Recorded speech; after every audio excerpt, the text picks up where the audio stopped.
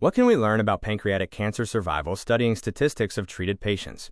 Hello, this evidence-based content is prepared by Saboor fellowship-trained consultant surgeon, and if you, or someone you care about, has received a pancreatic cancer diagnosis and you are trying to understand what survival statistics actually mean, you are in the right place.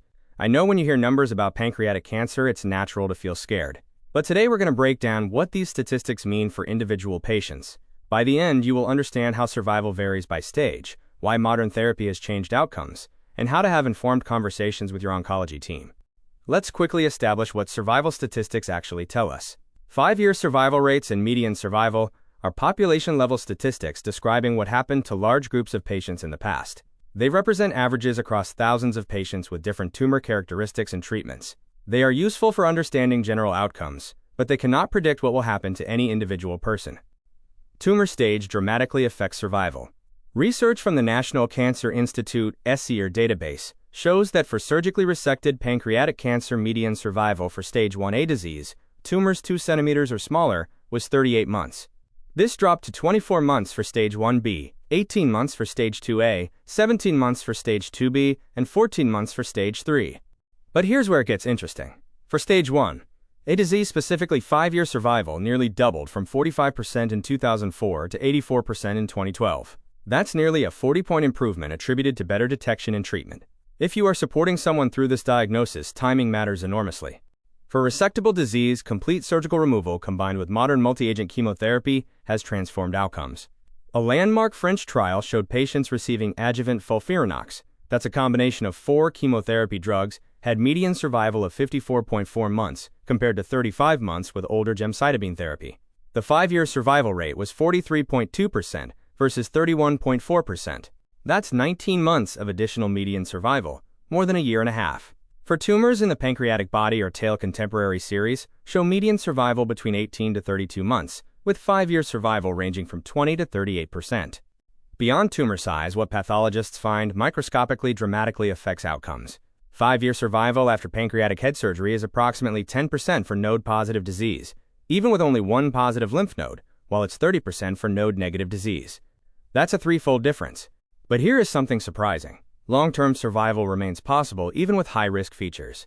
Among patients who survived 5 years or more in the CONKO-001 trial, 54% had node-positive disease and 13% had microscopically positive margins. We're not talking about perfect pathology.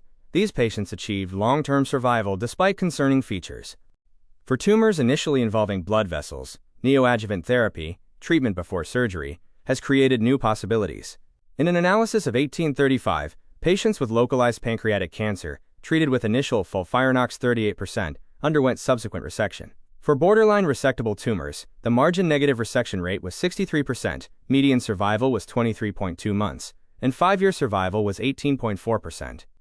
If you are worried about someone in this situation, understand that initially, unresectable tumors may become operable after intensive chemotherapy. Even for locally advanced disease, margin-negative resection after FOLFIRINOX was achieved in 55%, with median survival of 18.7 months.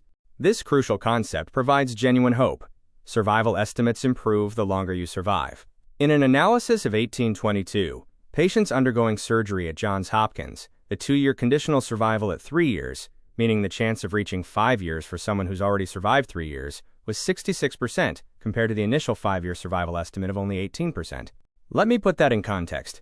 If you're 3 years out from surgery, your chance of making it to 5 years is 66%, not 18%.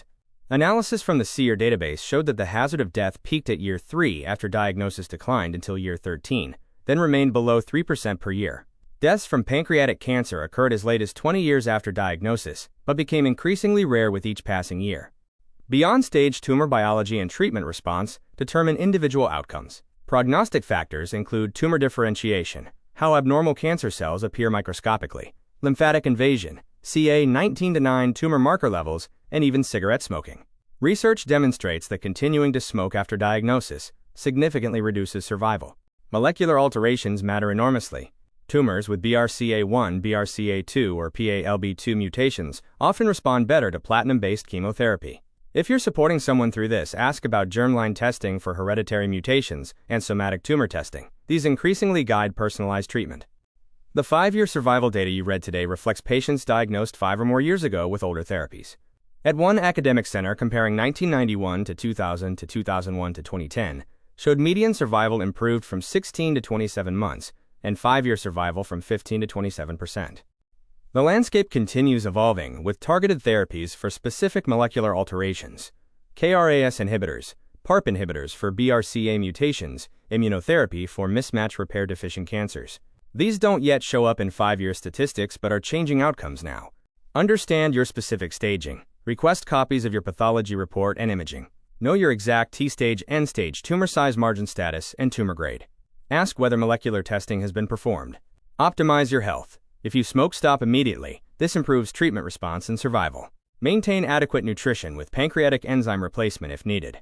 Work with an oncology dietitian. Maintain physical activity as tolerated. Even modest exercise improves treatment tolerance. Address pain aggressively.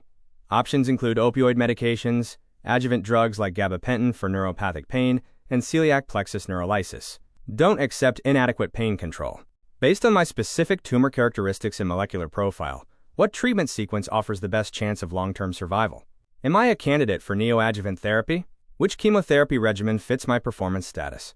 Are there clinical trials available for my situation? What about newer targeted therapies? If I respond well to treatment, how do my conditional survival estimates change at 1 year, 2 years, and 3 years? What palliative care services are available while I am receiving active treatment to manage symptoms and improve quality of life?